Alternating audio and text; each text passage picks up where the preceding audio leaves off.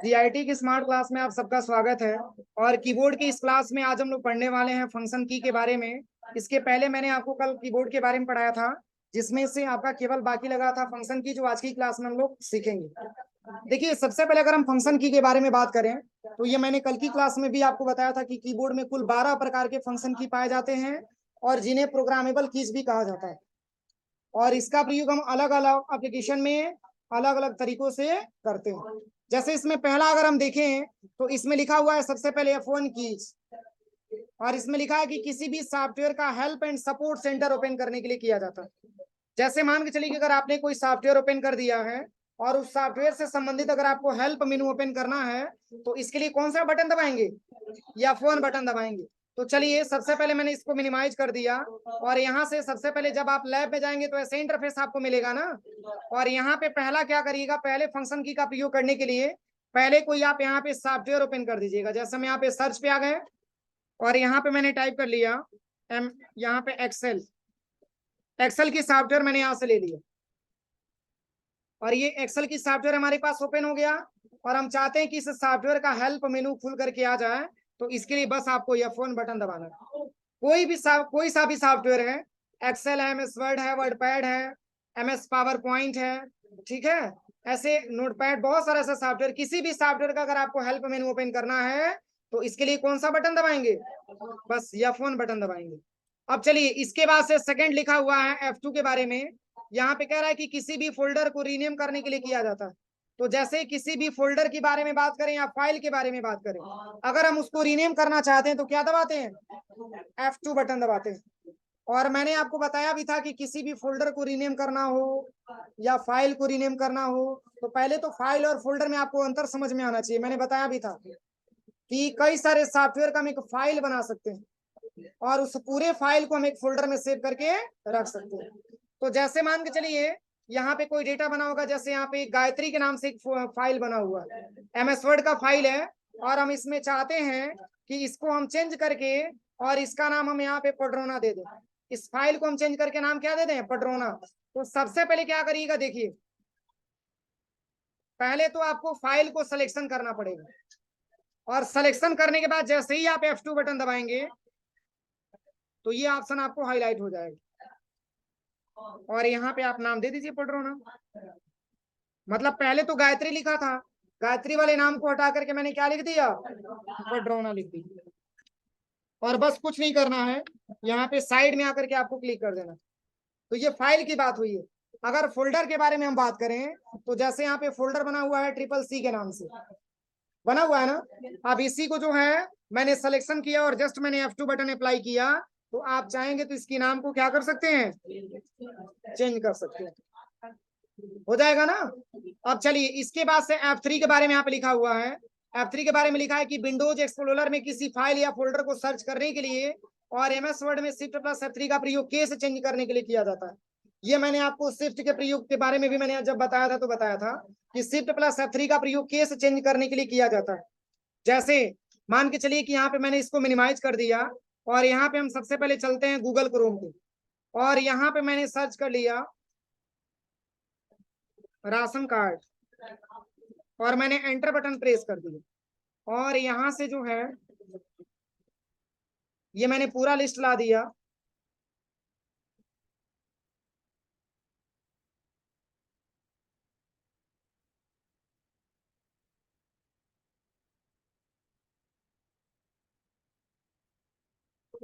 थोड़ा सा side slow चल रहा, भी आ जाएगा, रुकिए थोड़ा सा।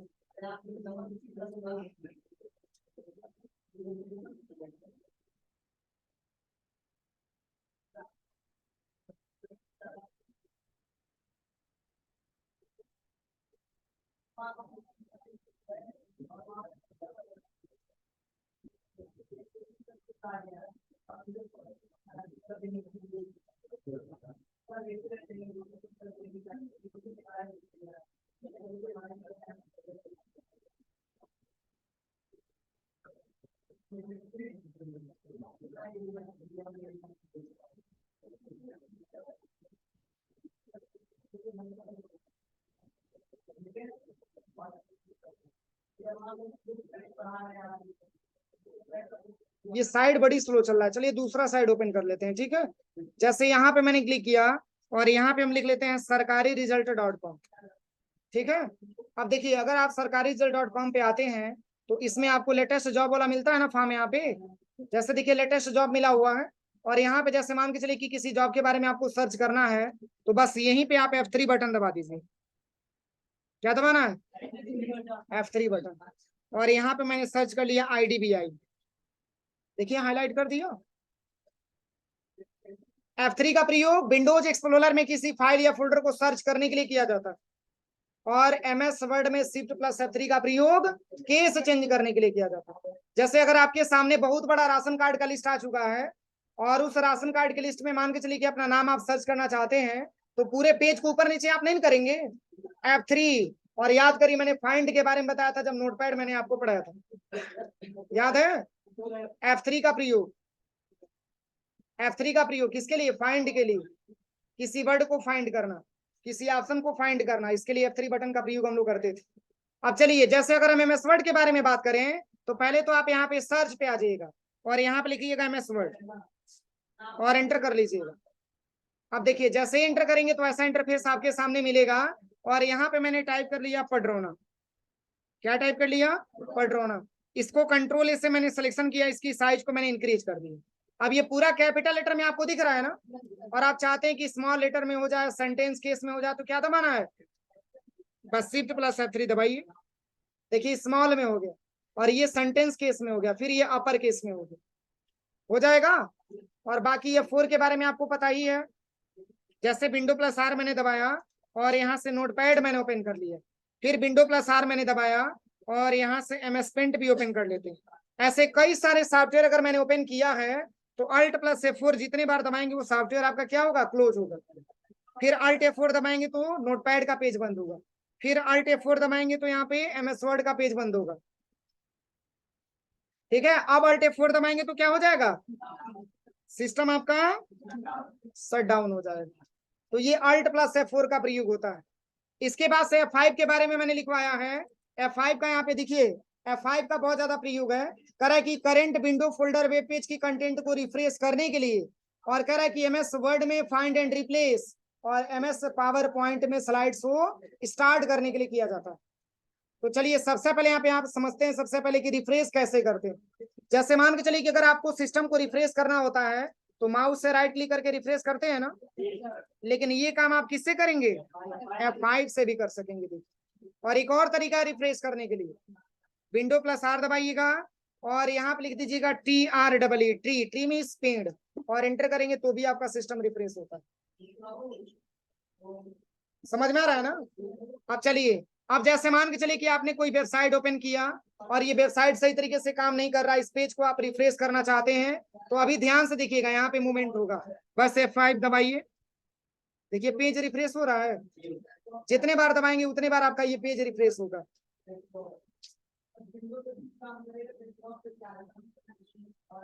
अब चलिए अगले ऑप्शन के बारे में यहाँ पे बताते हैं। अब इसमें अगला ऑप्शन, अभी तो मैंने केवल रिफ्रेश के बारे में पढ़ाया है ना, अब कह रहा है कि यहाँ पे कि अगर आप MS वर्ड का पेज ओपन किए हैं तो उसमें फाइंड एंड रिप्लेस भी ओपन कर सकते हैं। किससे? F5 से। चलिए विंडो प्लस R मैंने दबाया और यहाँ से हम विनवर्ड ओपन कर लेते हैं। विनवर्ड मैंने ओपन कर लिया और यहाँ से मैंने 5 पैराग्राफ इंसर्ट करा लिया। अब इसी में फाइंड एंड रिप्लेसमेंट ओपन करना चाहते हैं तो क्या दबाएंगे? बस F5 बटन आप प्रेस कर दीजिए, देखिए आ गया फाइंड एंड रिप्लेस। तो फाइंड करना है तो फाइंड पे क्लिक करिए और यहाँ से जैसे मान के चलिए कि हमको फाइंड करना है डॉक्यूमेंट कहाँ कहाँ लिखा है, तो यहाँ पे डॉक्यूमेंट यहाँ पे सही सही टाइप करिए और यहाँ पे आने के बाद रीडिंग हाईलाइट पे क्लिक करना है और इसमें ले लेना है हाईलाइट ऑल, जबकि ये ऑप्शन आपको नोटपैड में नहीं दिया था। एक एक करके हम फाइंड करते थे ना, लेकिन MS वर्ड में ये वर्ड जहां जहां लिखा होगा वहां हाईलाइट करके आपको दिखा दे। अब चलिए F5 का एक लास्ट प्रैक्टिकल है, यानी कि इसके लिए जो है MS पावर पॉइंट का हेल्प लेना है ना, तो इसके लिए देखिए क्या करिएगा। सबसे पहले आप सर्च पे आ जाइएगा और सर्च पे आने के बाद यहाँ पे आप लिखिएगा POWERPOINT और एंटर करिए। आ गया पावर पॉइंट का पेज और यहाँ से सपोज करिए कि मैंने यही वाला पेज ले लिया, इसको यहाँ से मैंने क्रिएट कर दिया और यहाँ पे कुछ लिखने के लिए दे रहा है, तो यहाँ पे मैंने लिख लिया पड्रोना। अब इसी पेज को हम बड़ा करना चाहते हैं तो क्या दबाएंगे, शिफ्ट प्लस F5। क्या दबाएंगे, शिफ्ट प्लस F5। इसको हम बोलते हैं स्लाइड। क्या बोलते हैं, स्लाइड। और इसी स्लाइड को अगर हम बड़ा करना चाहते हैं, शो कराना चाहते हैं, तो शिफ्ट प्लस F5 बटन दबा करके शो भी करा सकते हैं, हो जाएगा। अब इसके बाद से F6 का आता है। F6 का क्या प्रैक्टिकल मैंने लिखवाया है, देखिए F6 में मैंने लिखवाया है वेब ब्राउजर में एड्रेस बार को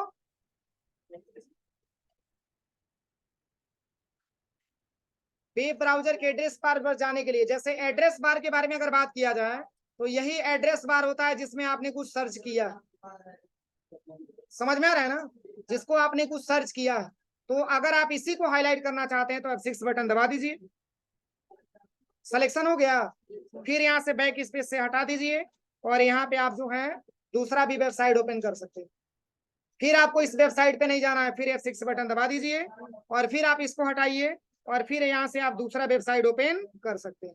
यही F6 का वर्क होता है, हो जाएगा।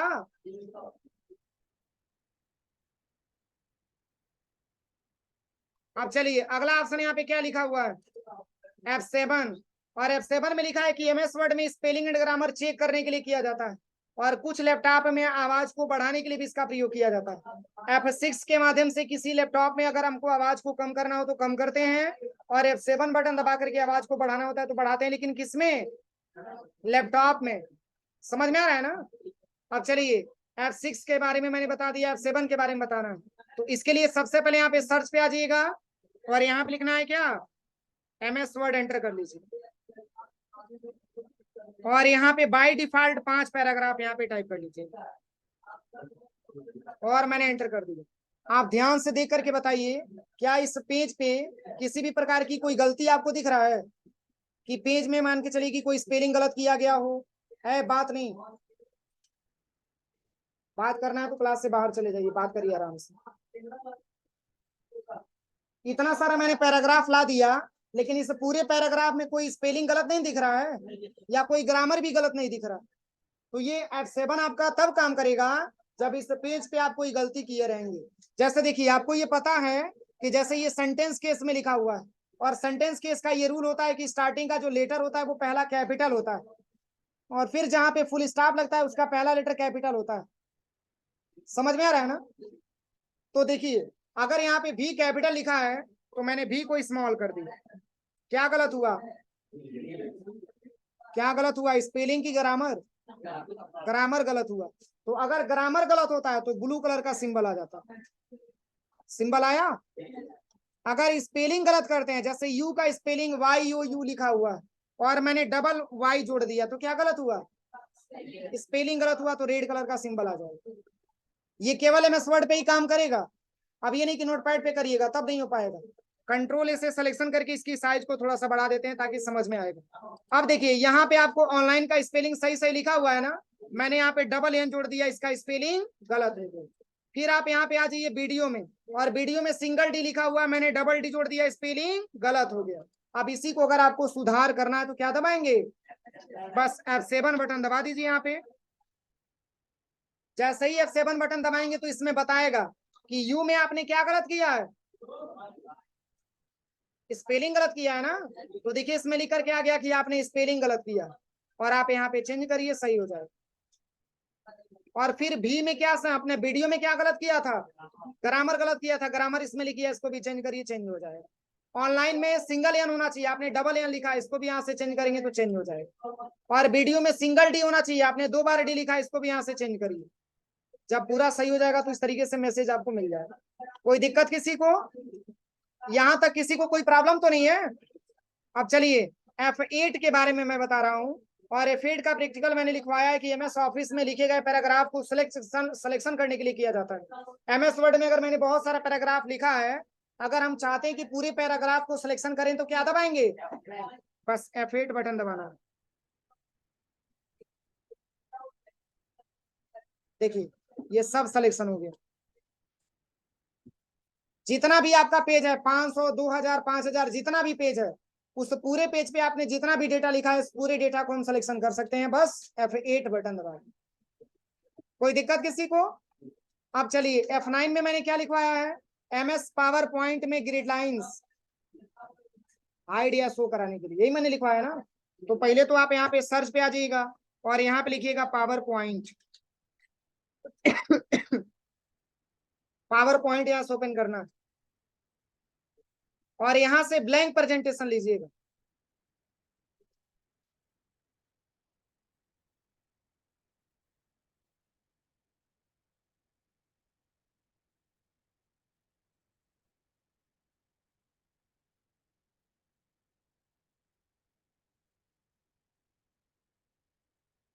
देखिए पूरा ब्लैंक हो गया ना।